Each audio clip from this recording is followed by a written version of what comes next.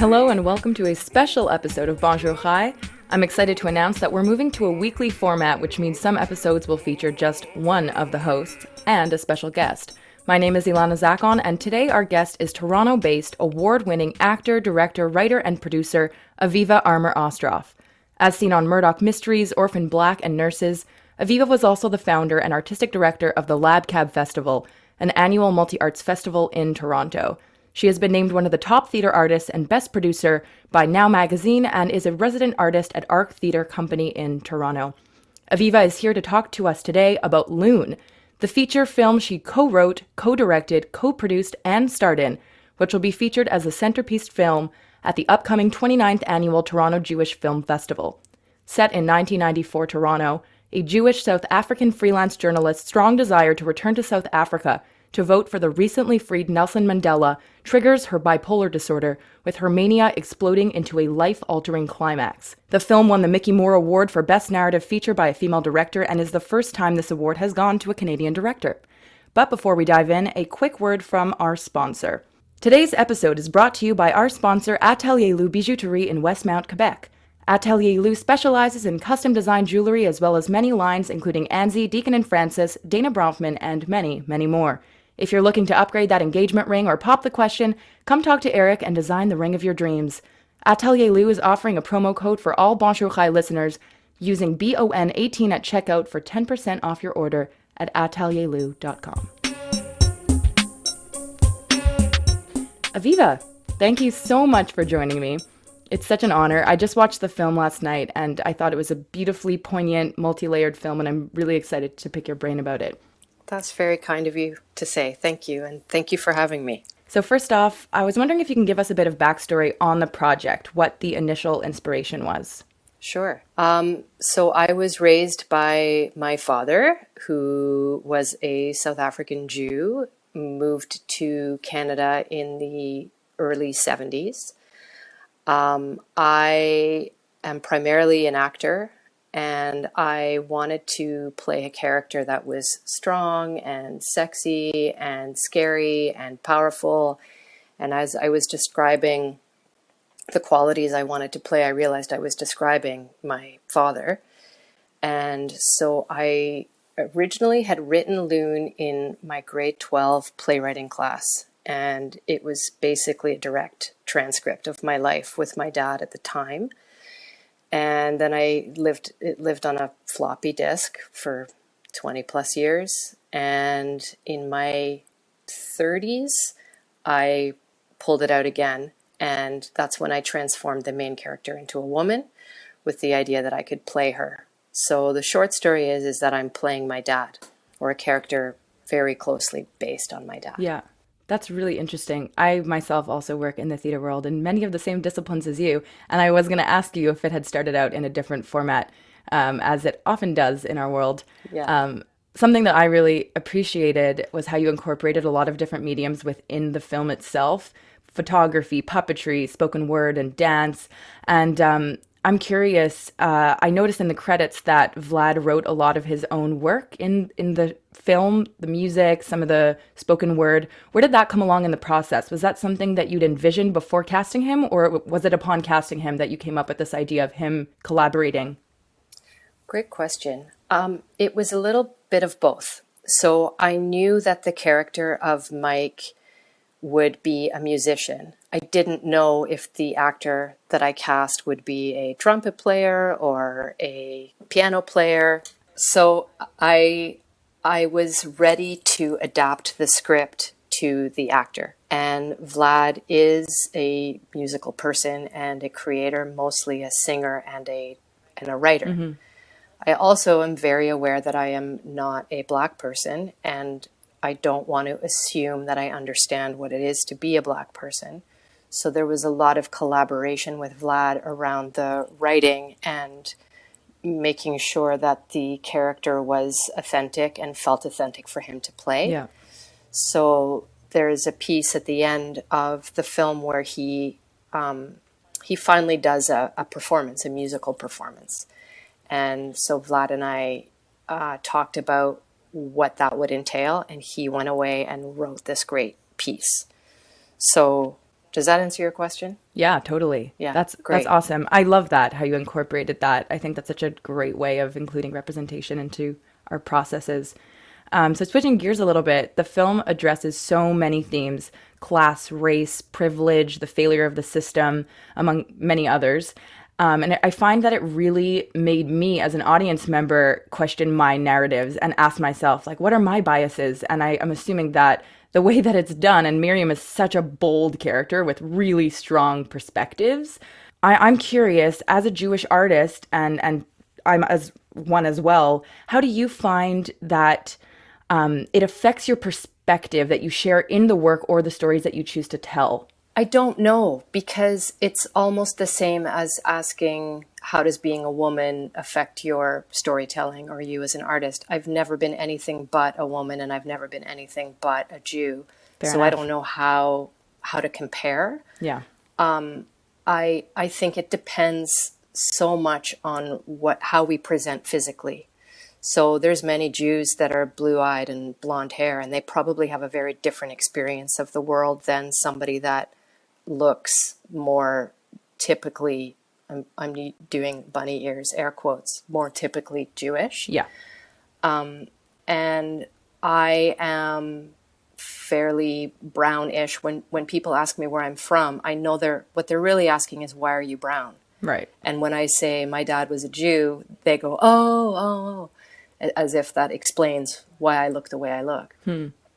And I feel very privileged to be the color that I am, because I look ethnically ambiguous. So everybody thinks that I'm from where they're from, which I love. And I mean, I could be Italian, I could be Middle Eastern, I could be Spanish, I could be South American. And I really enjoy moving through the world like that. It's a privilege for me. Same with being a woman. I think I would be very treated differently if I was a man. I would be treated differently if I was Asian. I would be treated differently if I was, from Pakistan. So I can't speak to how different it would be, or how my art would be different. Yeah. Because I only have this experience of being me. That's a great answer. Yeah. Oh, good. I was like, oh, maybe I should have phrased my question differently, because that's a very good answer. I'm just curious too, do you feel any level of responsibility as someone, especially with this film, which does have a kind of Jewish backbone to it? Do you feel a certain level of responsibility putting your perspective out into the world, whether it's for the Jewish community or for the larger community of just whoever will watch your film, knowing that whatever perspective is shown in the film will kind of represent, I guess, your perspective in a way, even though it is fiction. Does that ever weigh on you in any way, or how do you deal with that? Yeah, thanks. That's a great question. It's something that I definitely think about a lot. And I would love to say, oh, it's just fiction and people can take what they want. But truly, the work is so personal. And I actually do fundamentally believe in a lot of the arguments that the character of Miriam / my dad made. The responsibility comes where ultimately I hope that this film shares a perspective that ignites conversation, whether the conversation is around race or mental illness or religion. I hope that people feel a desire to have conversations.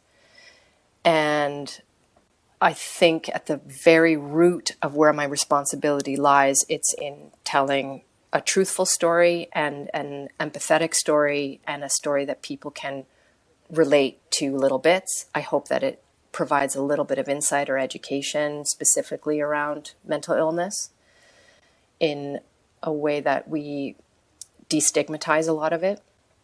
And then more recently, with the conflict happening in Israel and Palestine, I have questioned, where is it my responsibility to say something and to speak up, or is it my responsibility to let the film do its job? Right. And I don't know if I have an answer for that, truthfully. I feel very passionately about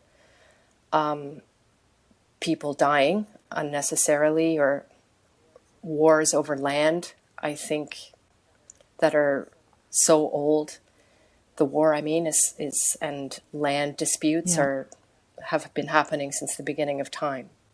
As a Jew, do I feel like it's my responsibility, or as a filmmaker, is it my responsibility to say, hey guys, this isn't cool. What can we do about it? I think so. And I also feel very insecure and shy about speaking up because I don't feel completely educated. So I don't know. I only have a guttural response. I don't have a lot of education to back up my instinctual feeling. Totally. Am I making sense? Oh yeah, no, everything you're saying is resonating quite deeply with me, with everything going on as well. It's hard to kind of know when to put your voice out there and when to kind of stand back, and whether to do it through your art or through your personal life. So I can totally relate to a lot of what you just said. Going a bit broader, I'm curious about your transition into the film world, because from what I've seen online, you have done some work as an actor on film. And what was it that made you want to step more into the filmmaking aspect to tell your story, to tell this story in particular? My partner comes from a documentary film background. He makes documentaries. And I, as you know, come from a theater background. And we decided to unite those two skills. And he adapted one of Canada's most famous plays, The Drawer Boy, into a film. And we co-directed that film together. So it was a great hybrid of theater and documentary, because the play has a documentary element to it. And that process definitely ignited my passion for filmmaking. And Loon was originally a play. I loved the idea of it lasting and reaching a further, bigger audience. Right. I definitely miss the interaction with that theater gives, meaning I'll never forget watching The Drawer Boy for the first time in a room full of people in a theater, and having notes for the actors, and then realizing, oh, it's too late. You can't give notes to the actors. It's done now. Yeah, that's so true. But there's something exceptional about playing in front of a live audience. And because of COVID, I haven't had the opportunity to experience Loon in an audience. And I hope that can happen one day, because it's very gratifying to know, like, oh, this is the ride that the audience goes on. This is where they laugh. This is where they hold their breath. This is where they're more engaged. Oh, I can feel I'm losing them here. Right. That trip that you go on with an audience. Yeah, 100%. Kind of just throwing it out there into the ether, and you have no idea what's going on. I have no idea. Yeah. As a Canadian Jewish artist, do you feel any distinction between that of an artist in, let's say, the US or other parts of the world? What do you think makes the work that we do here in Canada distinct, if at all? Yeah, I do think it's distinct. I think we have a great dark sense of humor. And we also have a visual access to such beauty visually, both in our landscapes and in our diaspora, or the actors that we have access to. I think that we don't have a lot of confidence. Like, we're kind of like a 12-year-old or 11 or 12, maybe 13-year-old person who has things to say but doesn't feel confident about saying them. So I'm really excited for us to feel confident in our own voice. And a lot of what I see on TV is, it feels like we're trying to be the States. We're trying to emulate the cop show from the States, or the medical show from the States. And there's so much great power and value in our own. I mean, we have such beautiful actors in this country, but they hit a certain ceiling, and they have to go to the States if they want to become more famous or more popular.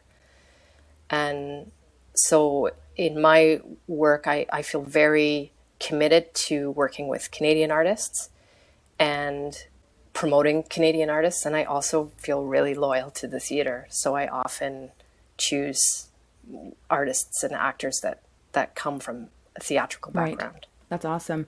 And my last question before we wrap it up, I'm curious, this is a topic that I think about a lot in the industry, is representation of Jews on screen or on stage. What are your personal opinions? Do Jews need to be played by Jews, and why or why not? Great question. Always up for this discussion. I think it really depends on the story.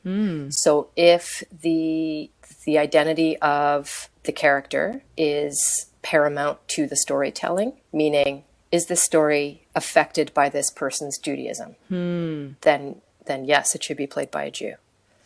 I also don't feel like Jews are necessarily underrepresented in the entertainment world, whereas Indigenous people are. Right. So absolutely, Indigenous characters should be played by Indigenous actors, 100% across the board, until it's a fair representation. I think if the story doesn't have anything to do, like if the character just happens to be Jewish, but she runs a flower shop and the story is about something else, the flowers and the bees, then I don't feel offended by it. That's a really interesting perspective that I haven't heard. I like that. Great. Do you have anything that you would like our listeners to know about the upcoming film, or anything else that you'd like to add before we wrap it up? Just that I hope they like it. Awesome. But I really do appreciate you taking the time to talk to me and asking such great questions. Thank you. Thank you so much. It's been a pleasure. Likewise. The Canadian premiere of Loon will be screening virtually Ontario-wide June 4th and 5th at the Toronto Jewish Film Festival. Thank you for listening to Bonjour Chai for Thursday, May 20th. I'm Ilana Zackon. Our producer is Michael Fraiman, technical production by Andre Goulet. Our music is by Socalled. We are a project of the Jewish Living Lab and are distributed by the CJN Podcast Network. Subscribe on Apple, Spotify, or wherever you get your podcasts. Please leave a comment and a rating on the platform of your choice, and let us know what you think about our discussions on the CJN Lounge on Facebook.